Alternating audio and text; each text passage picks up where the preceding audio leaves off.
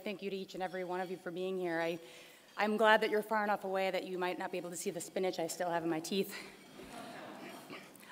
And I must admit, I've never spoken to a group quite this large, so I'm going to try to make it through. I didn't trip up the steps, so I think I'm on the right track now. Thank you to Foundations for hosting this amazing event. It really reminds us all of our ethical responsibilities as individuals and as part of organizations and corporations. Congratulations to our award recipients. We haven't heard from all of them yet today, but I'm humbled to be in your presence, to know that you've taken the courage and done the acts necessary to exhibit ethics and leadership.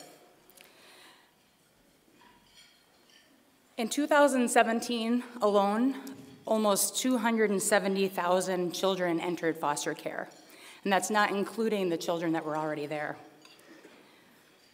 About 10% of children in foster care will remain there for 5 years or more.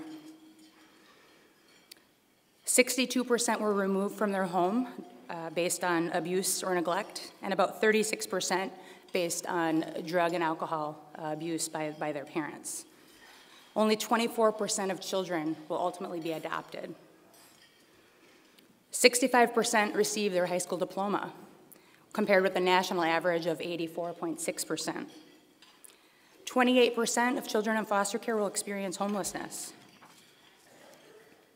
And 82% will find themselves at some point in the criminal justice system. These statistics are awful and heartbreaking. And what we do here today and every day truly matters. We have it within us to make a difference. If we help these children and these families, we help our communities, we help ourselves. So thank you for being here today.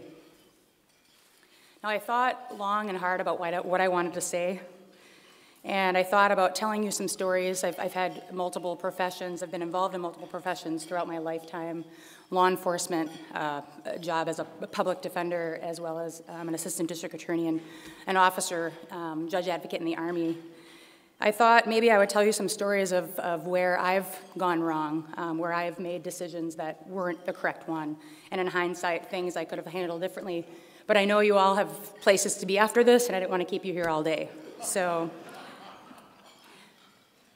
I think that it's important to tell you what my definition of ethics is before I tell you the rest of my story, or at least part of my story. I think my definition of ethics are doing what is right when no one is watching, but most importantly, even when we don't want to. That's the hard part. That's our gut check. From an early age, we're taught the difference between right and wrong, to apologize when we're told we've done something wrong. Doing the right thing is sometimes the easiest thing that we can do, especially as children. We know usually when we're doing something wrong.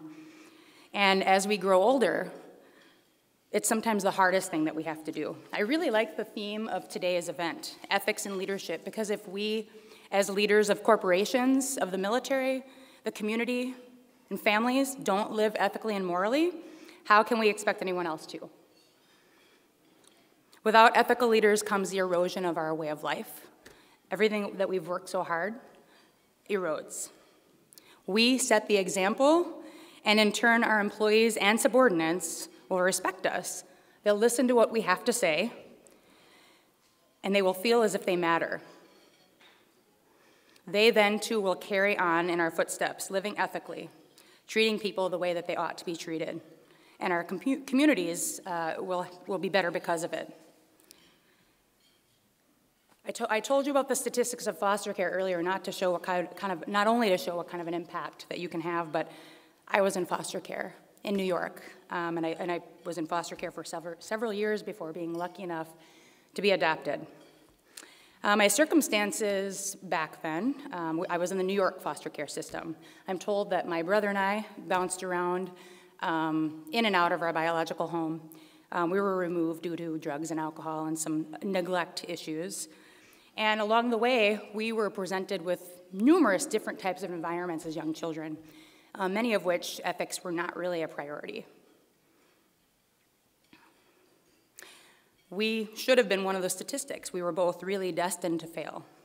But luckily lucky for both of us, we both, I guess, found the right foster home at the right time and were ultimately adopted.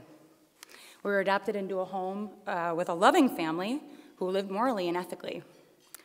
And I truly have almost everything I've done to this point in my life, I owe to them. My mother, and when I say my mother, I mean my adoptive mother, the only one I've ever known, had 2 biological children of her own, and then sadly in her 20s became a widow, and this was long before I came into her picture. After a few years, she became a foster parent in New York. And over the years, she adopted 7 of us, including my brother and I. She raised us all as a widow. I have no idea how she did it. I'm not a parent, many of you are, many of my friends are, and they tell me how hard it is just to maintain 1 or 2, let alone 9. And we all wound up okay. All 9 of us went to college, 2 of us are in the military, and I think that we've all led happy and successful lives, trying to be the best people that we can be. Of course, we're not perfect, neither is anyone. Now, in the 1990s, we moved to Wisconsin, a little town called DeSoto. I don't know how many of you have heard of it, but it's south of La Crosse, along the Mississippi River, beautiful, beautiful countryside. We moved from Long Island, New York, suburb of New York, to DeSoto, Wisconsin, a town of 318 people. Pretty big culture shock for an almost middle schooler. We were used to bike into our friends' houses, and now we needed to plan well in advance, especially for 9 of us to be carted around, especially in Wisconsin's lovely winters.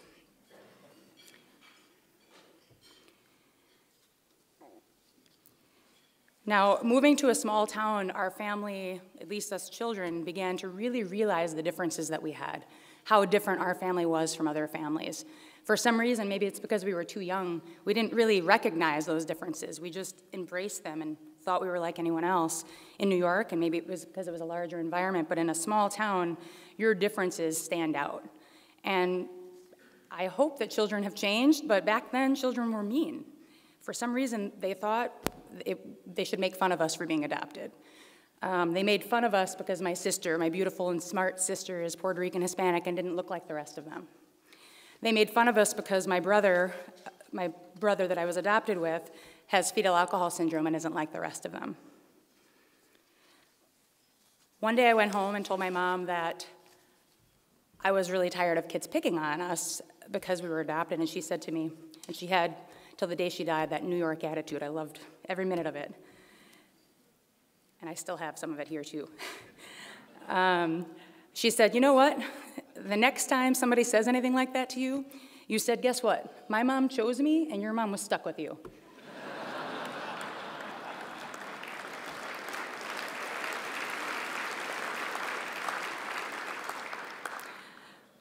I wanted to listen to my mom, and there were tears.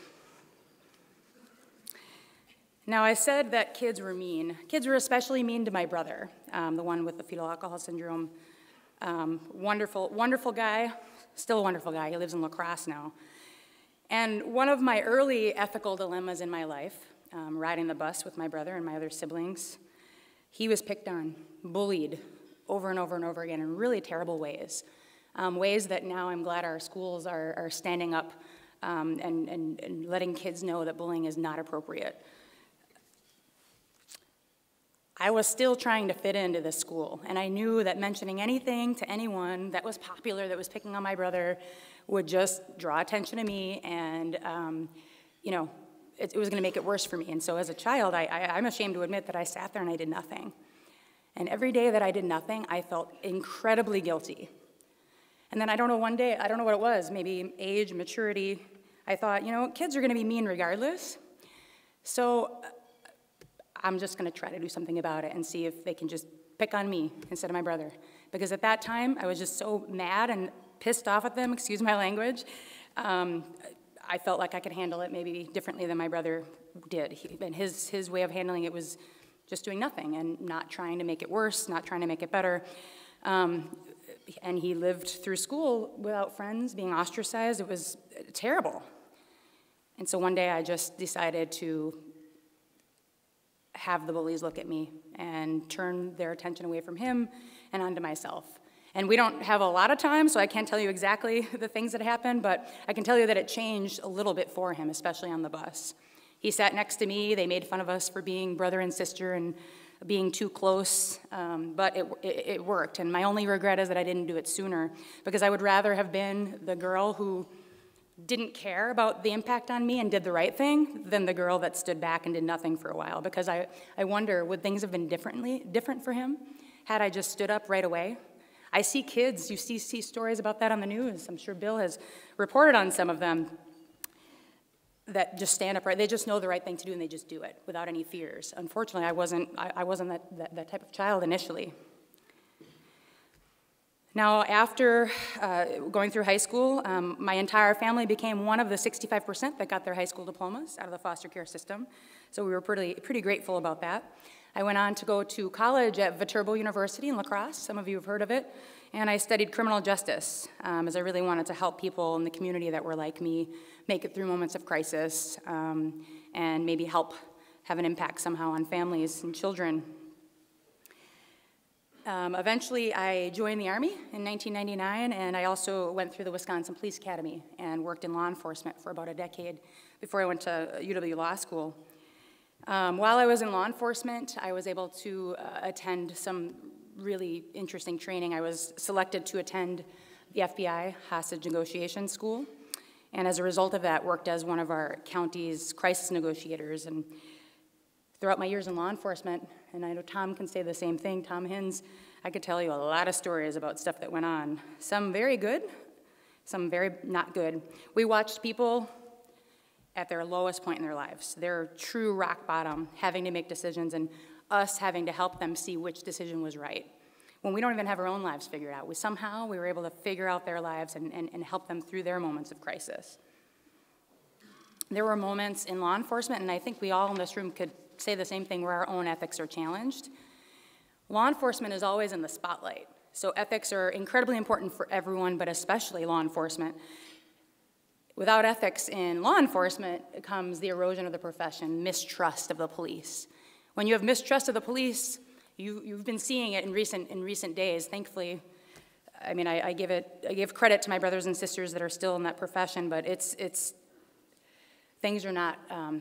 The public right now is very, very skeptical of law enforcement because of a few bad apples, and a few bad apples can spoil the reputation of an entire profession that's been taken years and years and years to establish the respect that it once had. And the same can be said of all of your professions. One bad apple destroys it for everyone. Now, when I was in college at Viterbo, I told you I joined the Army, and I wanted to be a military police officer. I wanted to drive around a squad car, around bases, doing military law and order. I didn't know what I was doing. I was 18 years old. I talked to my recruiter. I said, I want to do this in the Army Reserves. And he just looked at me and, well, I'll help you do that. And I had no idea that there were two different types of military police officers. One, you get to drive around a squad car on a base, cleaning up problems with U.S. service members. Two, you're a combat support military police officer. When I joined my first unit, I didn't recognize what that CS meant in parentheses, combat support. So imagine my surprise when I show up my first day and there are no squad cars. There are Humvees, and they tell me, take this Mark 19 grenade launcher and put it on top of there. What? What is this? This is not what I signed up for. So we learned a lot in a very short amount of time, and we deployed as a unit to Iraq combat zone in 2003, right when everything was kicking off in Iraq.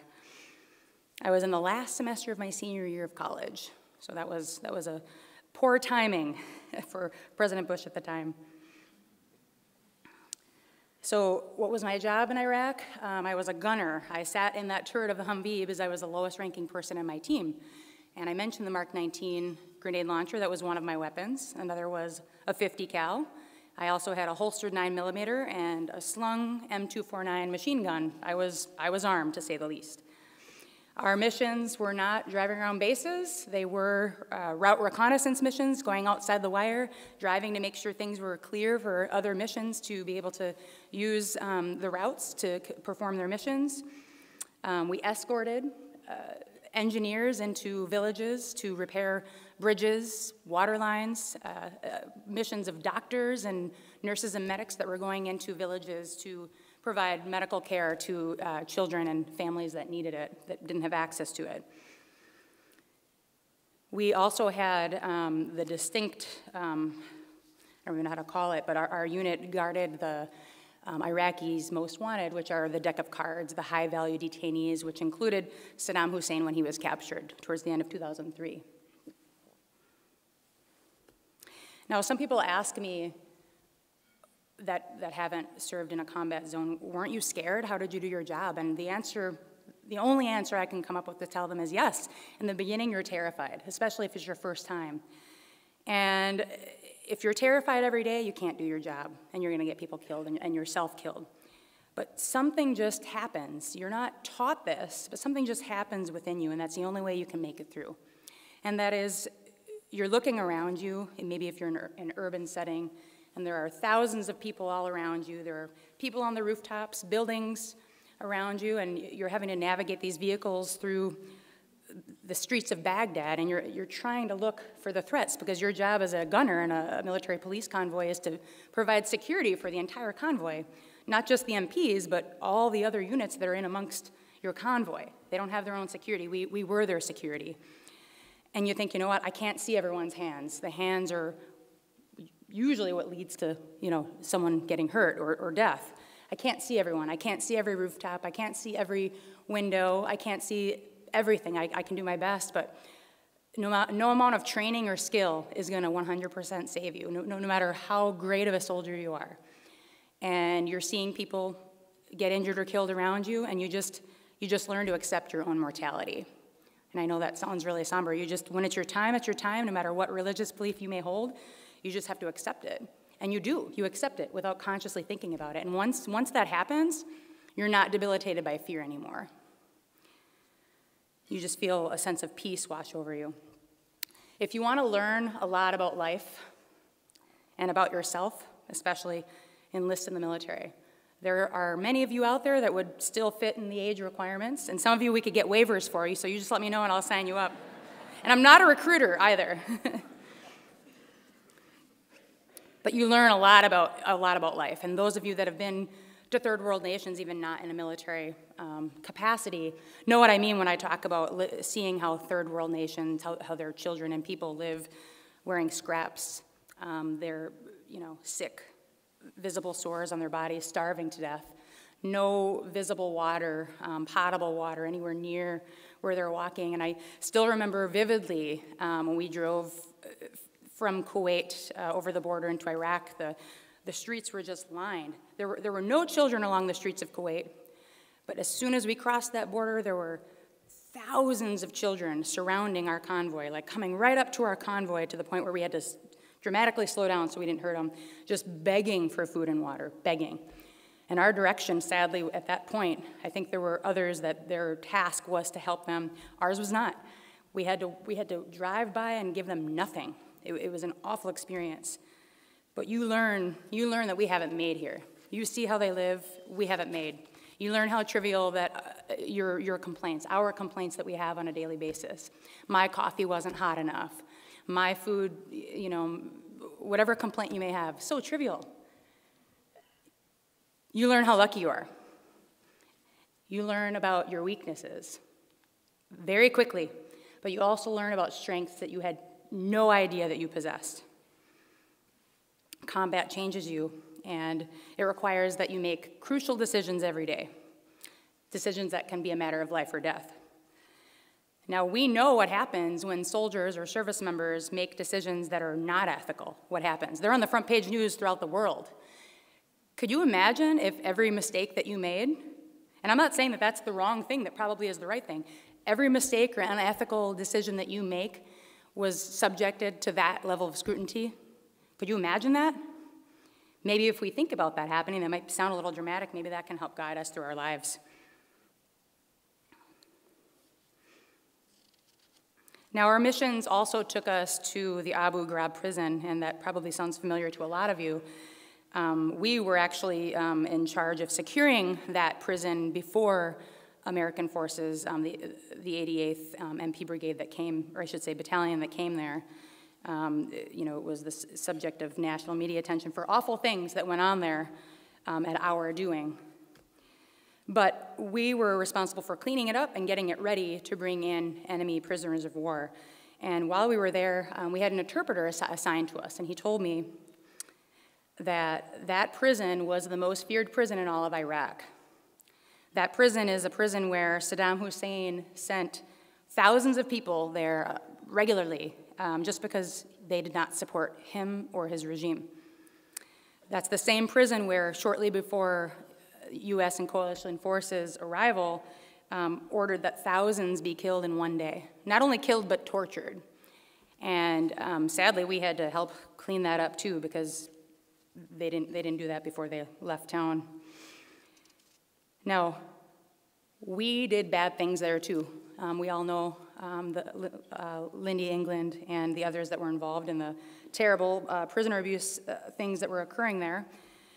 And I say we did bad things because if one or two go wrong, we all go wrong. The reputation is that we are all part of this organization, and we all must be like them. And I think I mentioned this already, but it's a reflection upon all of us. If we do just one, little thing that's not the right decision, it could have an impact on our entire organization and our community. You might want to think twice. I know that that's easier said than done. Now, our missions took us throughout all of Iraq, and luckily we all made it home alive. So that was unusual, but definitely something that I'm forever grateful for. And as I mentioned earlier, eventually I went off to law school because I realized that trying to make an impact on a larger scale in our systems of justice throughout our community is where I wanted to be. And then I commissioned as a judge advocate, and that's what I currently do. I'm full-time in the military, and I had been trial defense for several years in the military, and now I'm a legal advisor of some of Wisconsin National Guard, Air, and Army, some of our top leaders, helping them make ethical decisions on a daily basis. Now, I'm not perfect, and not even close, but I believe that throughout my journey, I've handled things the right way. And had it not been for my leaders, my military leaders, my leaders in the community, my family, and friends and mentors I've had throughout the years, that might not have been the case. And I might have turned out to be one of those statistics. And I think that it's important when we talk about ethics and success, because I really think that the two go hand in hand, that it's not just us that leads to our own success. Behind every single success is an army of people, of leaders, and the community that helped make it happen. Now, I shared part of my story with you today, not to tell you how great I am or look where I've gone. I shared my story with you to show you that no matter where you've come from, and no matter what your struggles are along the way, you can have positive impacts on the community by living ethically and doing what is right, even when no one is watching, and even when you don't want to. By making the right decision, even if it doesn't benefit you, and even if it has negative impacts on your life. It's choosing, Now, I think I would be remiss if I was trying to talk to you about what ethics means to me if I don't talk about legacy, and I think Tom Hins is going to know exactly where I'm going with this one because I got this idea from him.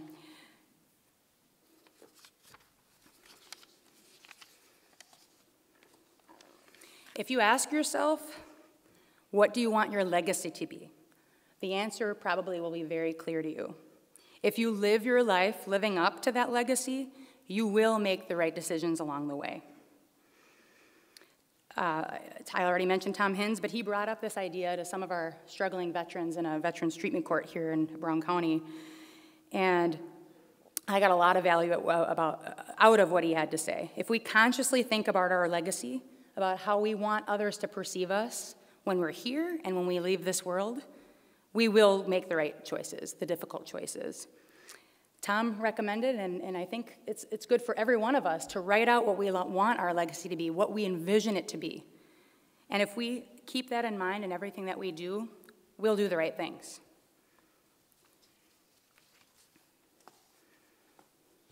Now I'm going to just share with you a few quotes. That must be the thing that we do when we give speeches. But these are two, I think, important quotes when it deals with ethics. And this one was spoken by Edward Hennessy, who is a CEO of Allied Signal. Ethics must begin at the top of an organization. It is leadership, and the chief executive must set the example. He also said, it is curious that physical courage should be so common in the world, and moral courage so rare. Some of you remember Stormin' Norman, or General Schwarzkopf, who led our troops in battle in both Grenada and the Persian Gulf. He also served in Vietnam, a well-respected leader in the military. And he said, when talking about ethics, do what is right, not what you think high headquarters wants or what you think will make you look good. The truth of the matter is, you always know the right thing to do, and the hard part is doing it. None of us are perfect. We wouldn't have made it to where we were if we didn't have a strong ethical compass, if we didn't also sometimes fail to learn what right is and to never repeat our mistakes. We all have our own stories, our struggles and triumphs. What is your next chapter going to look like? Now, with Veterans Day approaching, this is a time when many citizens approach soldiers and thank us for our service. And it always feels like an awkward moment sometimes, but we always thank them for their support, and we are very grateful for the support. But really, more importantly, thank you for being the type of Americans that are worth fighting for. Thank you.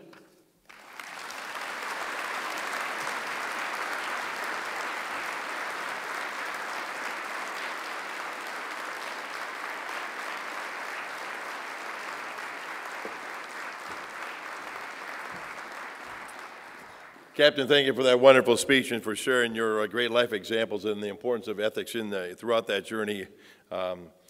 Again, I love that saying again. My mom chose me, your mom is stuck with you. That's going to go down as one of the great quotes of all time too, kiddo, believe me. Thank you again and again. To Captain and all the other veterans in the audience today, thank you for your service.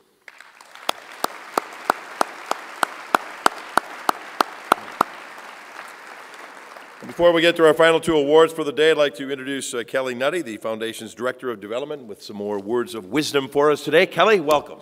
Thank you.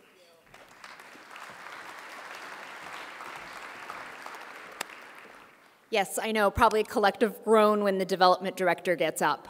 But thank you, Captain Neville Neal, for letting us know that we can lead from every chair. Yes, I am the Director of Development at Foundations, and yes, I'm definitely going to ask you to give of yourself today. But first, I'm here to tell you that everyone matters. Everyone has the opportunity to heal. I am so proud of our work at Foundations. I get so much joy out of this job because I work alongside some special coworkers, and I get to be a caretaker and teller of stories of healing and hope. Our clients entrust us to take care of their stories, and we are honored to be their voices. I'm going to ask our therapy and foster care staff members to briefly stand up right now, wherever you are in the room. Don't be shy.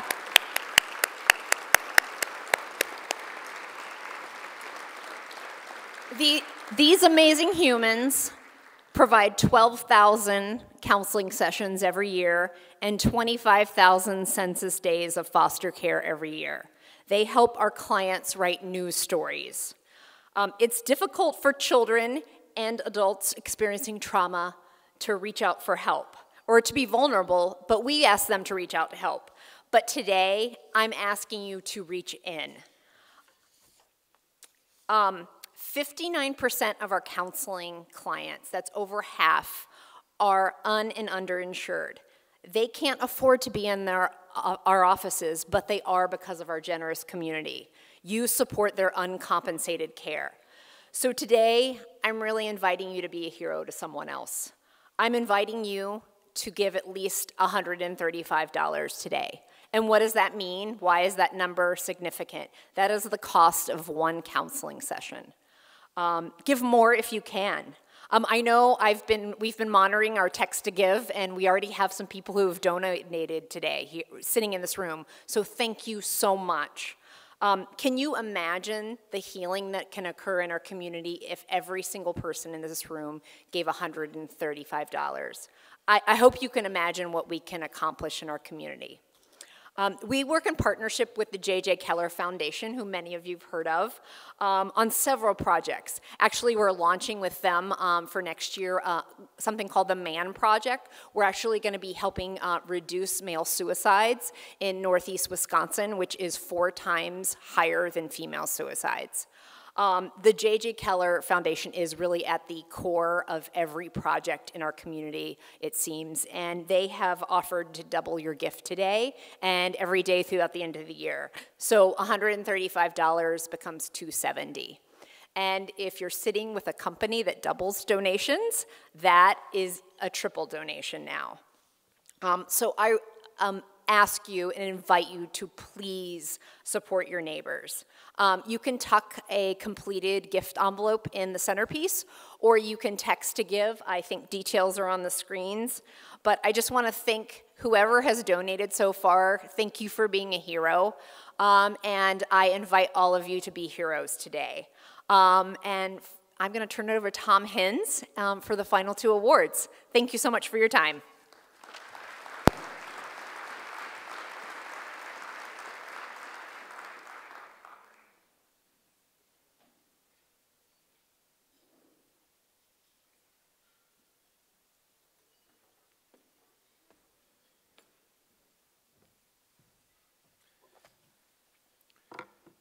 I just want to take a second to thank Captain Lee for sharing her story. I'm honored to have known her, and I'm humbled by her acquaintance. Thank you so much.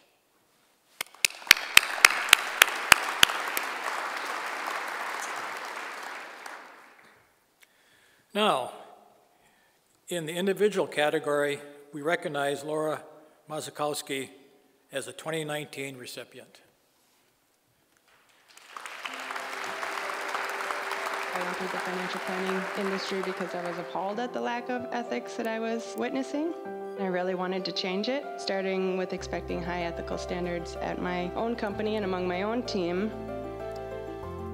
I've stood up for myself and many others and helped them to be stronger despite outside pressures, to ensure they were treated fairly and respectfully in all areas that matter to them. Laura is respected for her honesty, integrity, and fairness, making it a priority that her clients are put first, regardless of their financial situation. In addition, she gives her time and knowledge to help others have a better financial understanding of their goals. Being ethical allows for clarity in life and a clear conscience of what you do or what you've done and what's best for others in your community, and that in turn gives you a sense of pride and happiness and confidence. For her dedication to the clients she serves and her ongoing support of our community, Foundations Health and Wholeness is honored to recognize Laura Mazakowski as the 2019 recipient of the Individual Ethics Award.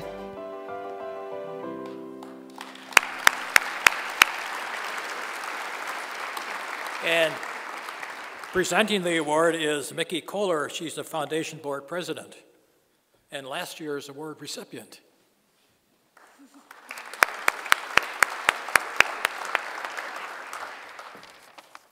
Wow, thank you. That's a lot to follow. And hopefully I don't get electrocuted while I'm up here.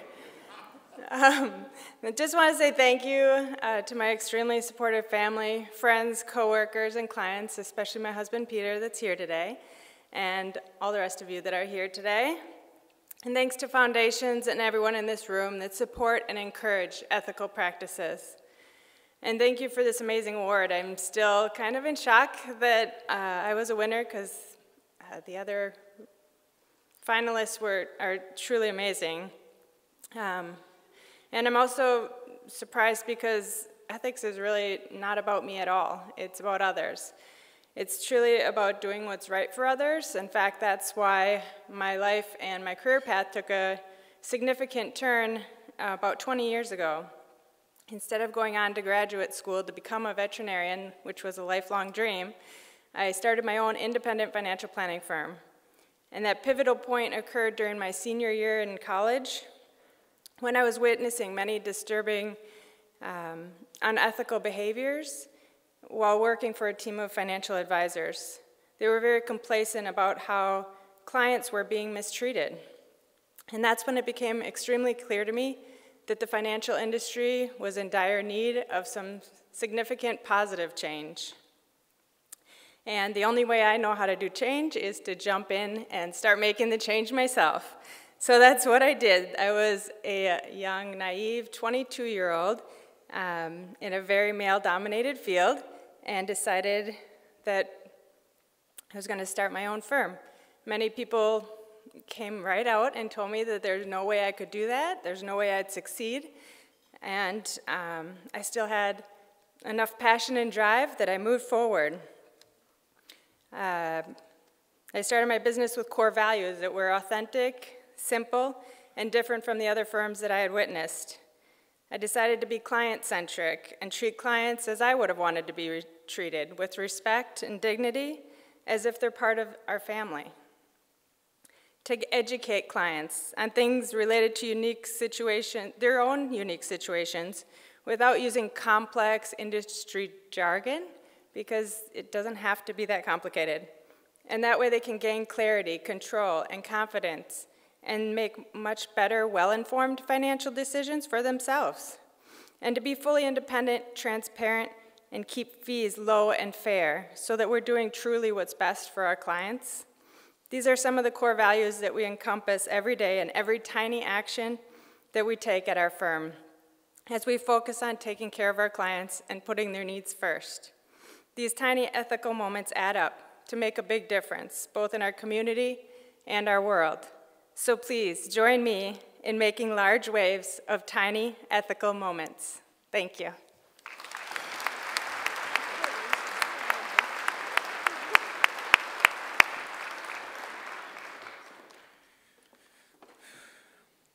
Laura, thank you for having the courage to do what's right.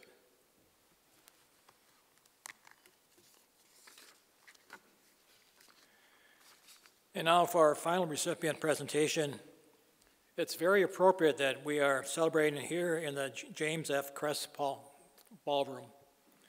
Foundation is proud to announce that the Business Award is being renamed to the Jim Kress Ethics in Business Award. What an honor to receive that.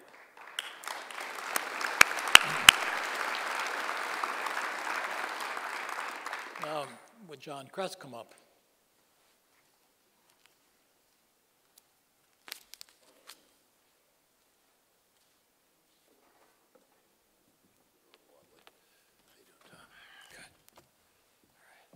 See ya. Well, thank you all for coming today. As Tom said, it's kind of interesting. This ballroom named after my father, and now we're changing the name of this award to honor him as well. Those of you who don't know, he passed away last Mother's Day. It's been a traumatic summer in ways. I'm happy and honored that they're changing the name of this award, and I know he would be too. So just thank you to Foundations for honoring my dad in that way. And now I'll let you get back to your regular scheduled program.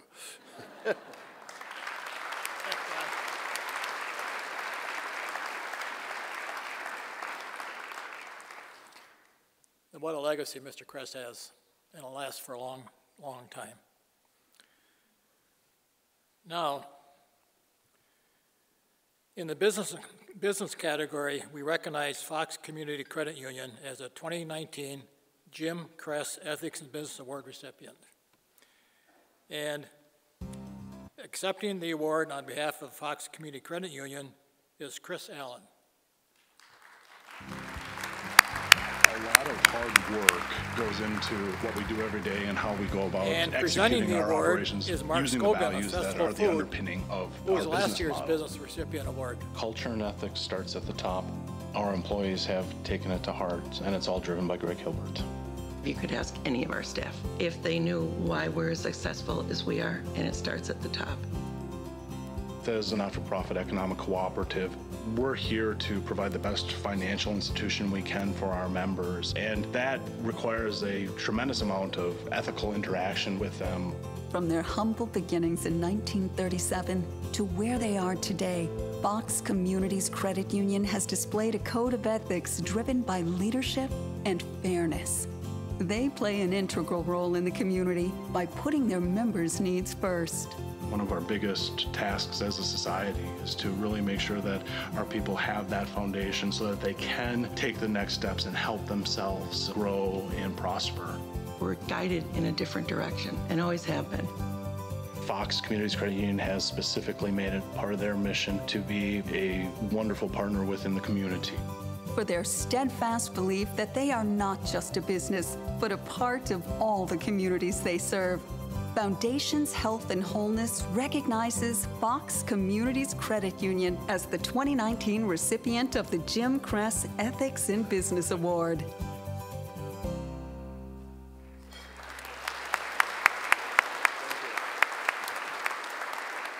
Oh, thank you. Thank you so very much. The voice you heard on there with me, so that was my voice on there, and the other one was Lynn Marie Hoffensberger.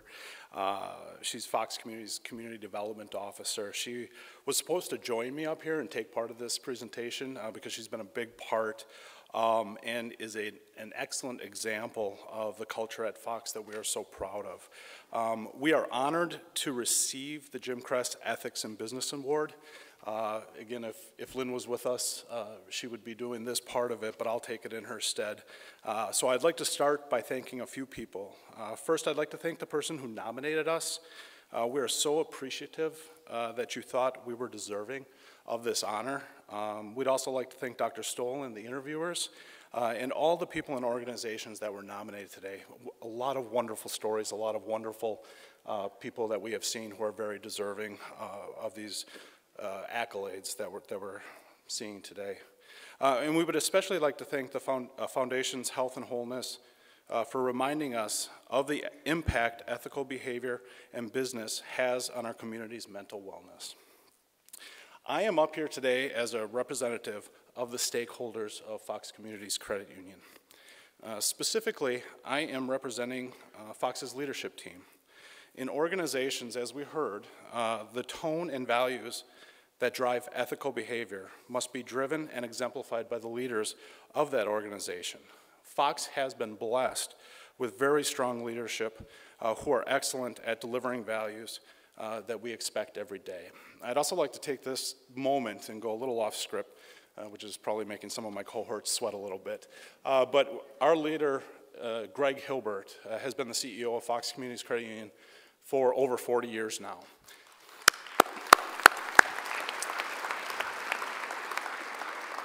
When they say that leadership really does set the tone of how the organization should act, we live that every day following Greg, and I can't say enough great things about the man. I really can't. So again, give him another round of applause.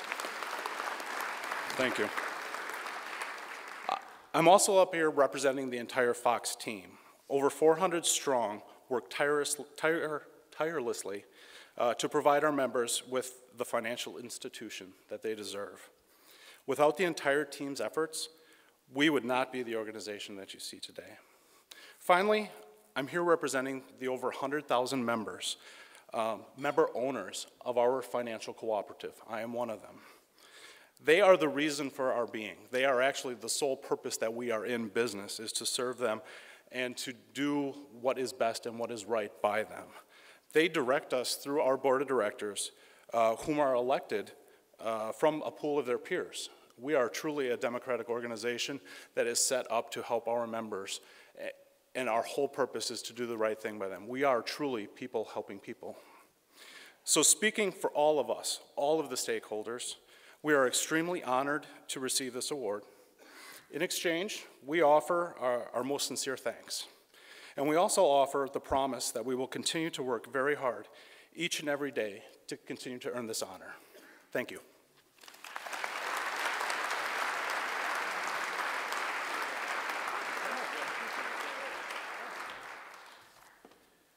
very glad they got that award. I'm a customer of theirs. So, thank you.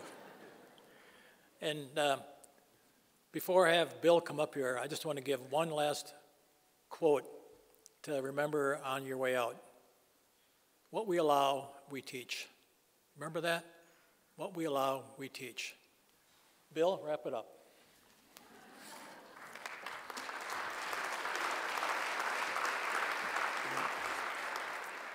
Thank you, Tom, for all your help in putting the day together. As we know, this is the 12th event that we've had the luncheon to support and really recognize the great ethical activity of not only individuals and nonprofits, but companies as well. I will say this to the Crest family, I miss seeing your father.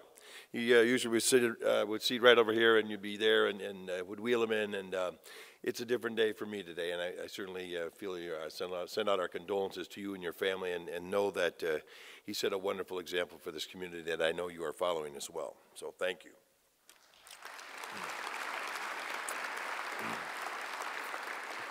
Okay, we got to make sure we get everybody back to work on time here now. Again, if you can be a hero today or down the road, just pick up an envelope, send it along down the line. Remember, $135 is kind of the target goal right now, thanks to the J.J. Keller Foundation. That $135 will become $270. Will make a tremendous difference in people who need our support. Thank you again to J.J. Keller. Congratulations to all the award winners today as well. There's an opportunity for feedback, talk about the event. We're going to change things up just a little bit next year, but we're always welcoming your input. We look forward to nominees for ethical awards next year as well. So if you know somebody in the back, hey, that guy, I know that person or that, she's really great, nominate that person. That's where we make it happen. And again, a nice round of applause here to Mike and his staff here at the Hyatt for putting everything together for us, our dinner, our luncheon. And I'll leave you with this. I think the one thing we heard is permeating all the different speeches, particularly from the adults and things, were the fact that leadership, the ethics of the leadership team is so very, very important. We'll look around this room today, because you folks are the leaders of this community. Young people, old folks as well. How you carry yourself, how you conduct the ethical game is going to be very, very important to this community today and going forward. Have a great rest of your day today, folks, and thanks for coming.